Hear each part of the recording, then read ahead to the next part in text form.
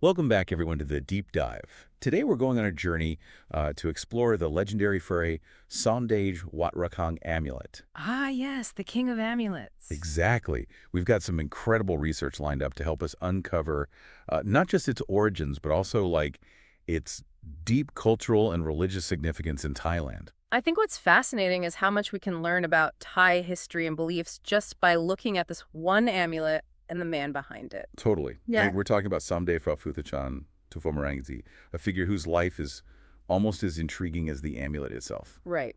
Born way back in 1788, his early life is shrouded in a bit of mystery. Some even say he might have been connected to the royal family. Yeah, I read about that too. It definitely adds to his mystique. What we do know is that he started his monastic journey really young. Only 13 years old when he entered the monkhood. And his dedication to learning really stood out, so much so that he was actually chosen for royal ordination at age 20. At the most important temple in Thailand, no less. Wat Phra Siratana Satsadram. The Temple of the Emerald Buddha. It was there he received the name Fromorangsi. You know, it wasn't just his intelligence that impressed people. The sources all mention his strict discipline. He really embraced Dutanga. Those intense ascetic practices, a true sign of his commitment. And it's interesting, even though his knowledge was undeniable, he didn't seem to crave high monastic ranks. He was content to be called Framahatu for years, really focusing on inner development. A real turning point seems to have been King Rama III taking a strong liking to him. Oh, definitely. The king saw something special in him, and that led to Somdej To's appointment as abbot of Wat Rakang in 1852. And of course, he eventually reached the highest rank of Somdej Fraphuthachan in 1864. It shows a kind of balance, right, between focusing on his own spiritual growth and then stepping into a leadership role to benefit others. Exactly. And when we look at Somdej To's broader contributions, it's clear he left a huge mark on Thai Buddhism. He wasn't just a scholar, he was a captivating preacher, known for his unique style. I read that he revitalized a really important prayer, the China Bangkorn Katha. That's right. He basically rediscovered it, adapted it, and made it popular again. He even incorporated it into the creation of Pra Somdej. I think it's important to mention his dedication to temples, too. Not just Wat Rakang, but also Wat Intaralhan, Wat Sato, and Chayo, restoring them, making sure they flourished. His contributions were far-reaching. The creation of Pra Somdej amulets was part of this larger dedication to Buddhism. And speaking of Wat Rakang, we have to talk about its history. The temple has a rich past, going all the way back to the Ayutthaya period, when it was known as Wat Bang Wai Yai. It really started to gain prominence under King Taksin. Because of its location near the palace, right? Yeah. It makes sense, would attract attention. Exactly. And then during King Rama I's reign, it got its current name, Wat Rakang, which means Temple of the Bell. All because of a beautiful sounding bell they found there. It's funny, though, the king moved the bell to the Grand Palace. He did, but he gave the temple 5 new bells to make up for it. It seems he also had a soft spot for Wat Rakang. And it was also supported by Princess Thepsudawati, King Rama I's sister. She oversaw some pretty major restoration work there. It even served as a residence for the Supreme Patriarch for a time. It really underscores how important this temple was in Thai history. And all this leads up to Somdej To becoming the abbot in 1852. His time there really marked a golden era for Wat Rakang.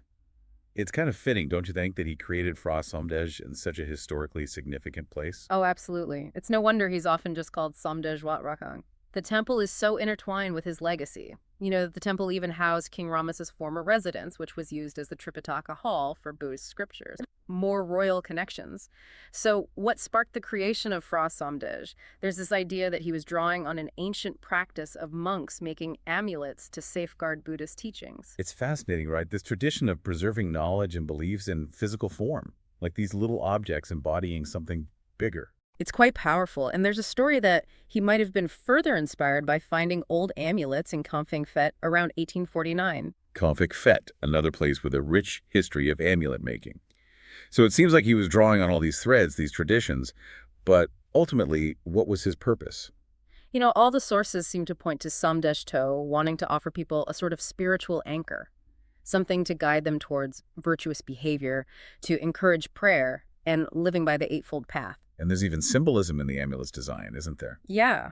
The rectangular shape and the Buddha image are believed to represent parts of Buddhist cosmology. But he also created them to commemorate certain occasions or as tokens of gratitude for people who donated to his temple projects. It's interesting to think that these amulets weren't created in one massive batch. You're absolutely right. It was an ongoing process that spanned years, actually even decades. You can see the evolution of the design and the materials over time. So there are like distinct periods of Pra Somdej creation. You could say that. The early ones, from maybe even before King Rama III's reign, they have simpler molds, less refined. Then the middle period under King Rama IV, that's when the molds become more sophisticated and you see more variety in the designs. And I think this is when the Phim Prog Pho, the one with the Bodhi leaves, starts appearing. That's the prevailing theory.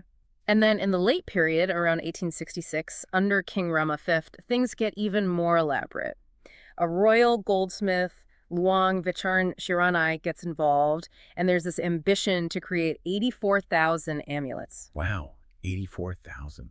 And what about the materials they used? I mean, we've talked about symbolism, but what were these amulets actually made of? The primary binding agent was white lime. This was made by burning seashells, sometimes limestone too, and a material called paunafet.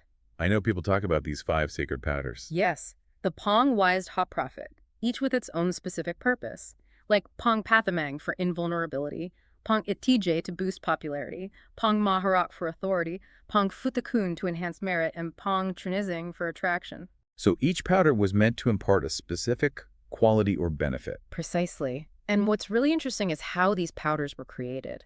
It involved ritually inscribing and erasing sacred formulas, kind of like imbuing them with spiritual energy. It's pretty incredible to think about the time and effort that went into making these, even before the actual amulets were shaped. Oh, absolutely. They also added other sacred materials. Burnt rice from Somdej To's own alms bowl, soil from 7 different forests and 7 salt licks, bits of city pillars, pollen from 108 flowers, even fragments of older amulet. Including ones from Kempfeng Fet? Could be.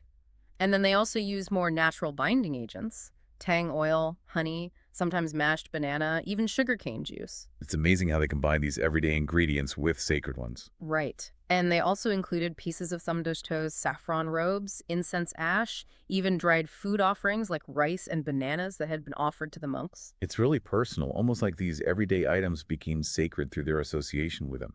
I think that's a beautiful way to put it. The crafting process was quite traditional. They would hand mix all these ingredients, pound them together, shape them into these little chinfak, which kind of looked like winter melons. Then they would press those into molds made of slate, stone, or wood. Trim the edges with a bamboo tool, gently tap to make sure every crevice of the mold was filled. And of course, Somdej To played a crucial role in imbuing them with spiritual power. Absolutely. He would personally bless each and every amulet through meditation and chanting, especially using the China Bancorn Katha. He'd place them in bowls in front of Buddha images, connecting them with saisin, these sacred threads, during the chanting. And weren't these amulets primarily given to devotees directly? That's right. Unlike some amulets that are stored in temple crypts, these were meant to be worn and cherished by individuals. And remember that goal of 84,000 amulets. It aligns with the number of Buddhist teachings, which really emphasizes Somdej To's intention to spread these teachings through the amulets. So now let's talk about the 5 main types of Pra Somdej Wat Rakang. The Phim, yes. Phim, right. Each one has its own unique look. Let's start with the most popular, the Phim Yai, which basically means the grand mold or the principal mold. This one represents the main Buddha image, seated on a 3-tiered base. Early examples might not have much detail on the face, but later ones, especially those made by Luang Wichan Jiranai, have more defined features. And there are even variations within the Phim Yai, like OK Wee with the V-shaped chest, OK Krabak with the cylindrical chest, Sen Sam Tai Na Tap with a line under the Buddha's lap, and others. Wow, it sounds like a whole world of subtle details. It really is. Then we have the Phim Song Chedi, which means chetty-shaped mold. You'll see a chedi, a stupa, depicted above the Buddha. The chedi symbolizes the relics and teachings of the Buddha, right? That's it. And the Phim Song Chedi comes in different sizes. Some are even larger than the Phim Yai. Smaller ones are sometimes called Phim Yam. Key features to look for are a more slender arch and a pointed tip on the second base tier, which is sometimes called Harua Iam Chen. Okay, so Phim Yai and Phim Song Chedi, got it. What's next? How about the Phim Ket Bua Tomb, or lotus bud top knot mold? It has a very distinctive top knot shaped like a lotus bud, which symbolizes purity and enlightenment. That's a beautiful symbol. Isn't it?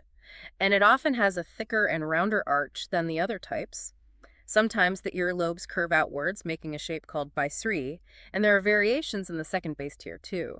You might see then Sing Kwang, which means a wide lion base, or then Sing Kaip, meaning a narrow lion base. So many variations, it's hard to keep up. But fascinating, don't you think? Now let's move on to the Phim Thon Same, or the layered base mold. This one has additional tiers below the main base. These smaller tiers are called Then Same. Could they symbolize the different levels of Buddha's teachings? Some people believe so, and this time often has a more slender Buddha figure. There are variations depending on the number and prominence of these salmon tiers. And finally, we have the Phim Progpho, right? The Yeah. one you mentioned earlier. Exactly. This one is easily recognizable because it features Bodhi leaves surrounding the Buddha. They symbolize enlightenment, of course. And the number of leaves can vary. That's right. You might see anywhere from 6 to 9 leaves on each side. Some people believe the number of leaves corresponds to Somdej To's age at the time of creation. And sometimes you'll find Phim Proc Pho combined with features from other Phim, like Thon Saim or Ket Bua Tum. So it sounds like identifying these amulets can get pretty complex. It can be, especially with all the variations and combinations. Okay, so we've covered their creation, the materials, the different types. What about the stories, the miracles people associate with Pra Somdej? I feel like that's a huge part of their appeal. It definitely is. People believe these amulets offer protection from all sorts of dangers.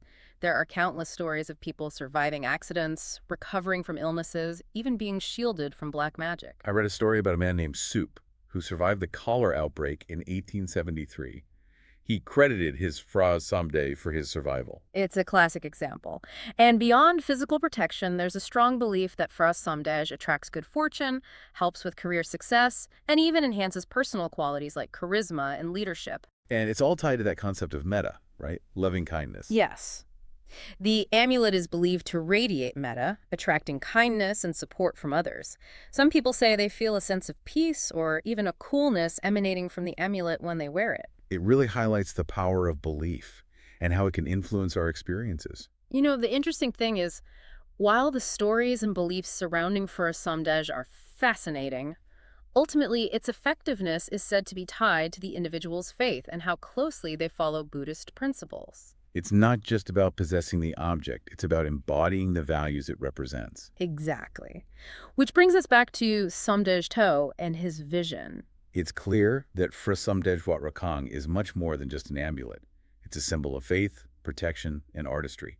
It's a tangible link to Thailand's rich spiritual heritage, and it all goes back to the remarkable legacy of Somdej To. Which makes me wonder about the deeper meaning behind this enduring fascination with these objects. What do you mean? Well, considering the blend of history, spirituality, and personal belief that surrounds Fra Somdej, what does it tell us about the very human desire to connect with something sacred and powerful?